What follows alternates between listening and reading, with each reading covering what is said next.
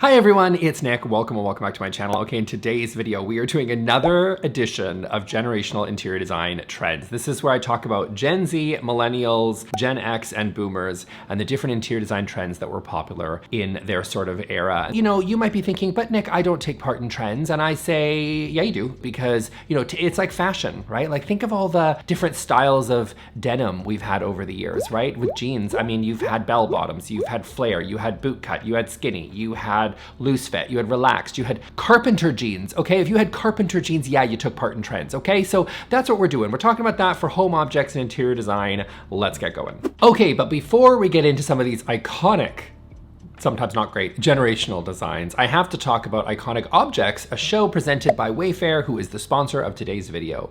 As you may know, I've talked about Wayfair on this channel a lot, and what some of you might not know is that they actually have a really great YouTube channel with lots of different creative, amazing content. And my current favorite is their new show that's just come out called Iconic Objects. This season is hosted by Becky Lynn. Some of you might know her. She is from the channel The Sorry Girls here on YouTube. Great channel. In her most recent episode, Becky investigates the iconicness of the Adirondack chair. So if you love looking back in time, which if you're watching my generational design videos, I kind of assume that you do, then you'll love the Iconic Objects series. It's like a mini history lesson on popular interior and exterior, in this case, design pieces presented by personable hosts that you know and love right here from YouTube. So go check out the full episode of Iconic Objects and subscribe to the Wayfair YouTube channel to stay up to date on all the things that they're doing over there, which is great. And thank you, Wayfair, for sponsoring this video. Now let's get back to some iconic generational design pieces. Okay, first up on my list, we're gonna talk about a Gen Z trend, which is their obsession with paper lamps. Now, I actually think of all the Gen Z trends, and Lord knows I have had an issue on this channel with a fair few of them. This is one of their better ones. Like, I actually think that these are really beautiful. I actually really like these paper lamps. Are they a bit overdone? Listen, maybe, you know, you don't have to like them. You don't have to like any of this, right? That's kind of the fun of a design. You kind of get to make it your own. But this one I think is a really interesting one for Gen Z. They seem obsessed with lamps and they're really obsessed with that like mood lighting. And I am here for it. It's one of the best things actually about Gen Z's design sense is that adding little subtle glows, adding lots of different sort of like different types of lighting in their space. I think this makes a lot of sense. They seem obsessed with lamps. And I love that because a table lamp, a floor lamp, like especially in a paper shade, it diffuses the light beautifully, creates like a nice warm glow. A dynamic lighting plan is a really important part of interior design. And I think that that's kind of a really kind of amazing thing that they're really doing. I think also maybe for Gen Z, what's tying into the trend is because home ownership is out of reach for so many people, I think the idea of doing a full renovation just feels very out of reach for this generation, which makes total sense. They're renting for a lot longer, you know what I mean? And so I think having these sort of lighting sources in your space, like some of these trends, can make a lot of sense for this generation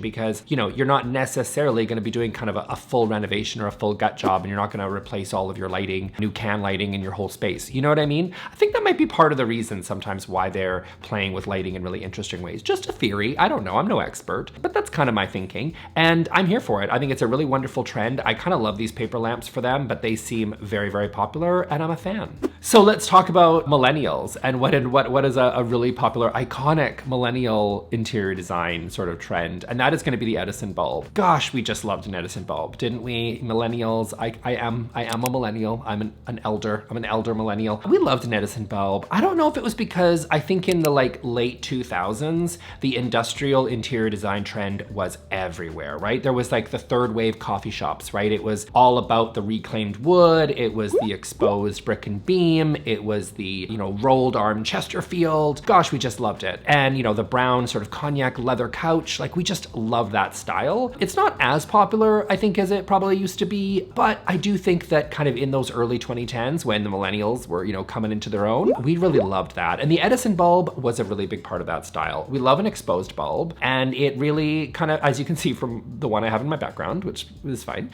I am a millennial, so I'm allowed. And got an Edison bulb specifically. I actually also didn't hate this. I understand it might look a little bit dated now. I understand that, you know, the trend was fun for a while, but it might not make sense as much anymore. I also do understand, see point one about the Gen Zs, that an exposed light bulb isn't always the most flattering because it doesn't diffuse the light the way that something like a paper shade does. But, you know, it was a fun trend. We enjoyed it. It was a fun style. It made sense for some spaces, like if you had a converted loft in Soho, made a little bit less sense in a suburban sort of neighborhood or whatever, but you know, People make it their own and we have fun with the style while we have it. So yeah, this was a fun one while it lasted. Okay, next up, and I'm not like necessarily putting everything in a specific category because it's too hard and I have so many fun things I want to talk about. So this is not about lighting. We're going to talk about Gen X, which is a very vocal in the comment section. I see you, Gen X. Okay, I get it. We ignore you all the time. And now you're like, we have lots to say. And people were like, you missed the following Gen X trend. This is an exhaustive list, okay? This is like, we're doing this in phases. I have a lot to go through. Okay, Gen X. What was a Gen X trend?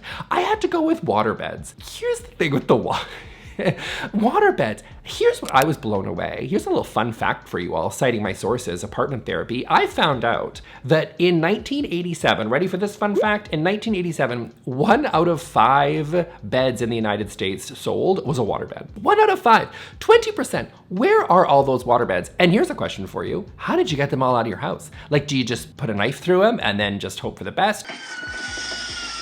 Do you like drain them somehow? Is it going into a sink? Is it going down the toilet? Are you carrying 5,000 pounds of water?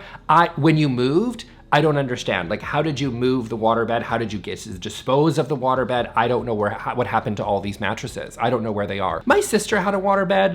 It feels very Gen X to me. It feels very, because again, it's that 87, late 80s, 90s kind of trend where they were very popular. I know that they were around in kind of the 70s and stuff, but they were peak in the late 80s. This feels very much like a Gen X trend to me. My sister had one. They were fun when I was like 10 and I could like jump on the waterbed. That was fun for me. I couldn't imagine sleeping in one.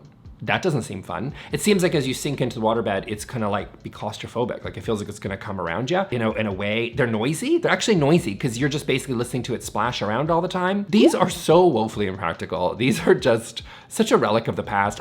Some trends come back.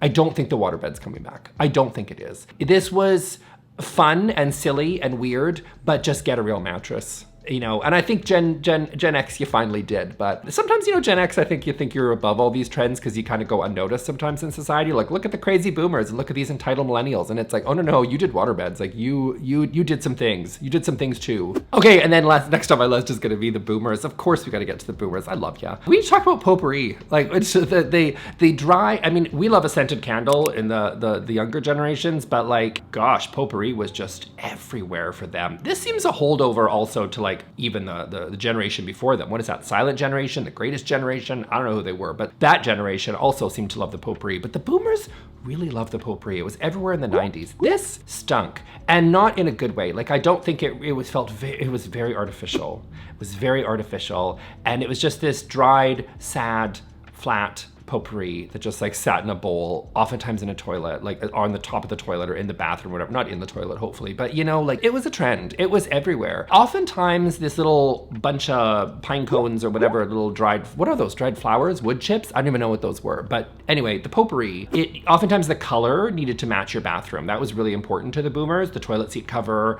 the little curtains, the soap pump, like the little flower, the mat, the shower curtain. Like if it was blue, your potpourri was blue. If it was pink, your potpourri was pink. I guess it was cheap and it was easy to buy, and you could buy it at HomeSense or Home Goods and Target and Walmart and all sorts of places. Hopefully you've ditched it. Hopefully you've got rid of it by now. But honestly, some of that potpourri, it still stinks years later. So some of you might be still hanging on to it, which I don't think you should. I think you need to move on from it. If you haven't already, please. Okay, back to Gen Z. And you got off easy on the first one because I liked your original, I liked your paper pendants. But we're gonna have to talk about acrylic and glass furniture, which is back again. It is so popular with the Gen Zs, and I don't like it. I don't like acrylic furniture. I don't care what you say. I don't care what you say, with some very, very few exceptions. Plastic furniture is always going to feel cheap to me. I know, there's some iconic, things that are out there, some great designers that have done some really cool things with plastic. Not my vibe. I don't love plastic as a material. I think it just always feels cheap and artificial because it is super man-made. It doesn't feel natural, doesn't feel cozy. That's just my own personal taste.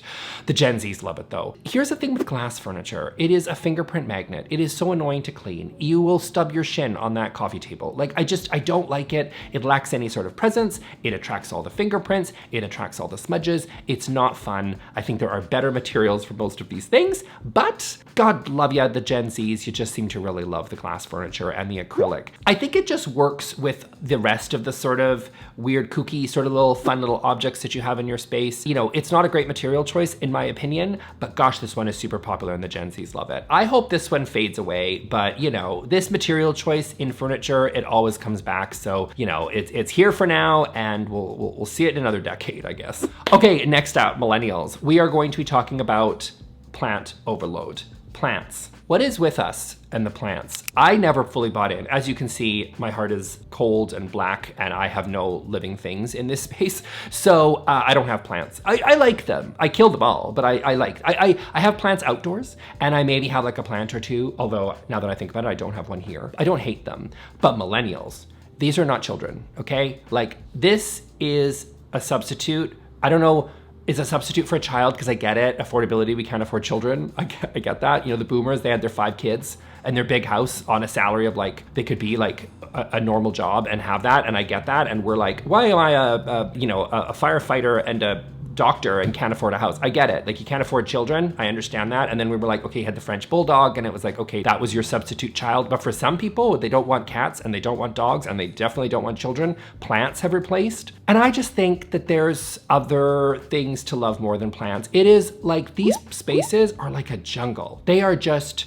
overwhelming. A little bit of plants are fun. Plants they can provide oxygen to the space, life into the space. They can be a fun hobby because apparently watering your plant every day is a hobby for people. It's not my hobby, but it might be yours. But you know, I understand a plant or two can be fun and can provide like a nice sort of decor into your space, but some of these spaces are just absolutely overwhelmed. And I know I'm gonna piss some people off. I know the plant gays, they are absolutely obsessed and I see them in the comment section and I completely understand that they are gonna be very upset with me over this. But you know, honestly guys, you just need to move on. I just don't think that this is a fun trend. And millennials in particular seem to have just really gone crazy for the plants. The Gen Z's going in the artificial plastic direction. Gosh, we just had way too much fun with this one. Just, you know, just take how many plants you have, subtract at least 50% of them, and then you're probably in business. Next up, Gen X, we are going to be talking about celestial decor. This one came out of the comment section because again, people were like, you missed the following Gen X trends, and they gave me a bullet. You're very exhaustive, I get it. You have a lot of things to say. Okay, celestial decor came out of that. I forgot this existed, but it did. And we need to talk about it. The shared trauma that was this decor pattern that was everywhere. It is often a navy blue. It is always this orangey gold sun, moon, star pattern that is all over the place. It was in glassware. It was in your bedding. It was just everywhere, like shower curtains, just all over the place was this pattern. What chokehold did this pattern have on this entire generation? I do not know. Was it this sort of new age hippiness that was started to take off at this period of time amongst young people? Did it feel fun and whimsical? Like it was just, I don't know, but it was just all over the place. I don't think this is, for me, a timeless pattern. It's not polka dots and stripes, if that's what you're asking. You know, it's not plaid. It's not going to be around forever. This felt very trendy. It felt very in the moment in that period of time. And the Gen Xers just really went crazy for it. It was all over the place. This was kind of like the Ann Geddes posters that I talked about in my last video. Just people seem to just kind of go nuts for it. And then it died a swift death, which we all saw coming. Never again shall we see the, no, I don't say that. The Gen Zs surprise me every time and bring back all the old stuff, being like, they're gonna watch this video and be like, wait a minute, celestial decor, can I go? They're gonna thrift this and reclaim it as their own in about 5 minutes. That's how long it's gonna take. So I feel bad for even bringing this to their attention. Okay, next up, this is a trend, but it's really about like the house sort of format that we have here, and we're gonna talk about the boomers, is the formal living room. The formal living room and the formal dining room. The boomers. Can we talk about that you had multiple rooms that you weren't even allowed to go in?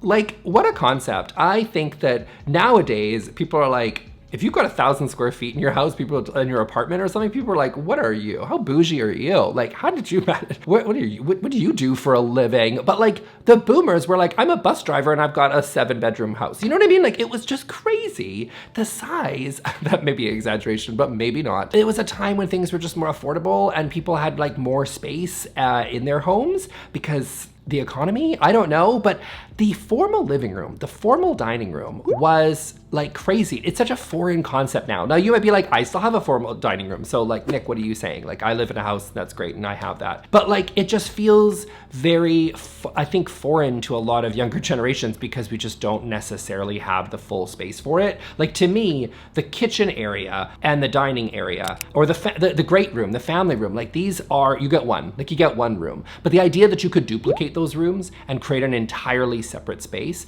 just for that is kind of wild, really. We had one when I was a kid. It was a sunken living room, of course, because it was the 90s. And it was, of course, in dusty rose carpet. Of course, it was the sort of like velvety navy blue sort of furniture. And of course, it was pressed up against the wall, not actually like creating where we'd have to like kind of shout to your friend across the room in order to be able for them to hear you. Of course it was all those things because that's what my parents are boomers. And of course that's what we had. We had the formal living room. You weren't allowed in it because my mom vacuumed the lines in. And of course, if I stepped on it, she would know I was in the living room. And I was not allowed in the living room except for basically Christmas and like a few other kind of special occasions. This is wild to me. An entire room of your home that you're just never allowed to go into. And that was policed with such militant force by the boomers, which is just crazy. An entire room you don't use. Like, how crazy is that? Okay, next up is going to be back to the Gen Zs. We're gonna talk about shag rugs. Shag rugs for the Gen Zs. Listen,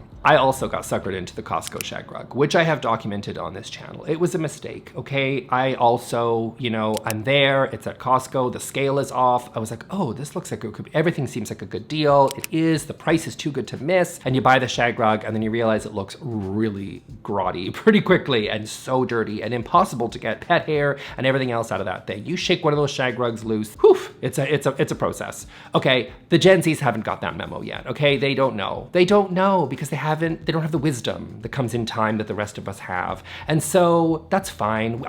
We're all there. We're all 20, right? We get it. It just takes time. You have to relearn. We have to learn these things for ourselves. One thing that Gen Z will learn is the shag rug is a mistake. They're not there yet, and so they're really having fun with it and they're enjoying it, and I get it. It's a rug that I don't particularly think is practical for most people for the cleanliness reason that I described. You know, it's comfy, your dog's gonna love it, I understand that, but God, the Gen Z just loves the shag rug. They do not know what they do not know. And in time they will, and then shag rugs will die, and then in another generation, they shall be reborn, because that's what they do. They come back every once in a while once people realize that it provides a lot of great texture in a room, and then they realize how woefully impractical they are, and we move on again, and the cycle continues. Next up, millennials. Of course, we're gonna talk about Shiplap. Shiplap.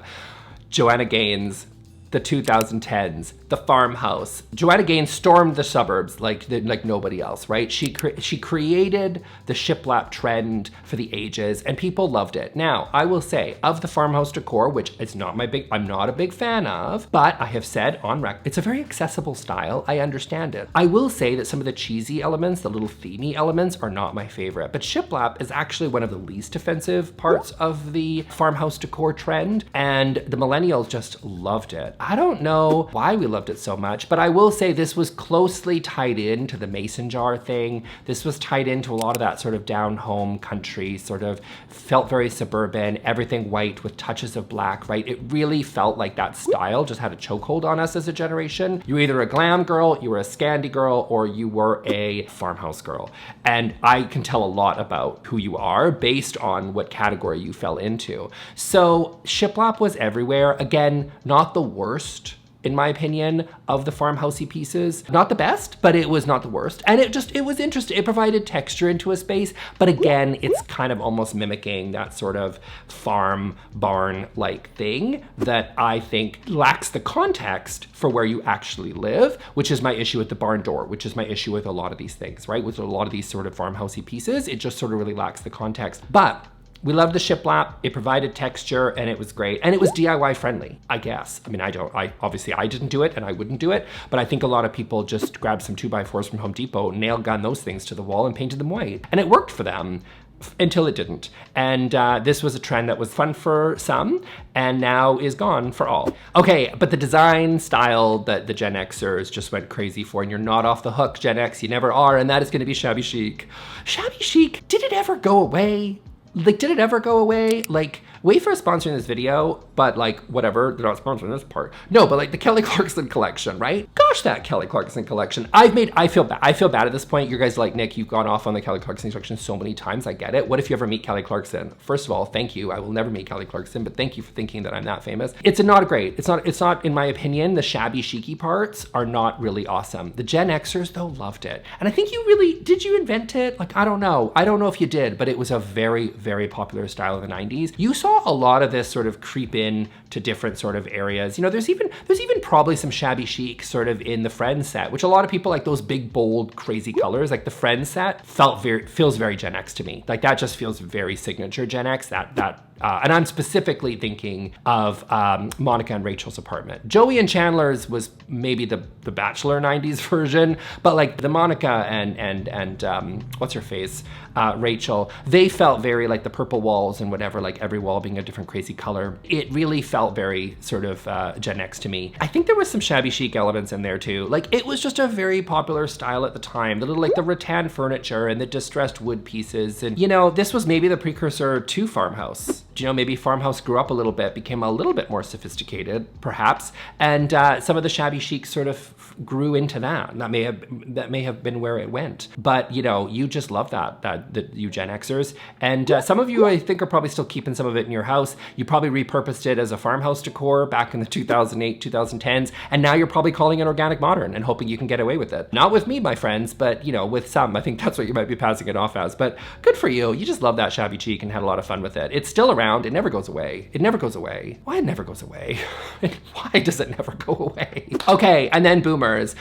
Etched glass and in your mirrors. Etched glass and etched mirrors. I was going to include this in the last video, and I couldn't decide if this was a Gen X trend or a boomer, but I decided it was the boomers because I thought of all the florals. It was the florals because we all know that boomers love florals. They love their potpourri. They love their floral rolled arm sofas. They love the, like, you know what I mean, the Diane Keaton sofa with the floral pattern on the pillows there. Like they love it. They love a floral. Boomers love it. And included in that was also etched glass with florals because of course you would. They loved the etched glass and the etched mirrors. This could be in the form of like the front glass in your window or any of your windows. It was sort of a little bit like it was stained glass, but like not. This could be an etched mirror in your bathroom, perhaps. This could be, it was always in this like sort of stencil-y pattern, but etched. You know, this one went away, and I think it was probably a good thing that it did. It looks incredibly dated now, of course, but at the time, gosh, the boomers just really enjoyed it. And you know what? That's the thing with these trends. That's the thing with all these videos. They're silly, they're stupid, we love them, but we all partake in them because we all want to kind of fit in. We all want to fit in and stand out at the same time. You know what I mean? You want to be kind of part of the crowd, and that's what makes these trends fun. And you know what? The boomers had fun with this one. I don't think it's particularly fun anymore, because again, I think it's looking quite dated. If you still have this, you might want to take a second glance over there. God, the boomers just went crazy for this one. I think also it was popular maybe a little bit with the Gen Xers as well, but I'm gonna put this firmly in the boomers, just strictly for the floral reason. Okay, that's it for me for today, guys. I hope you really enjoyed this video. I'm gonna link here to my last video where I also did a version of this, where I had a bunch of other things. You guys really loved that video, and I think if you like this one, maybe you'll like that one too. So if you want to see me poke fun at the generation trends that we've had in the past, go check out that video, and I'll see you all in the next one. Thanks, bye.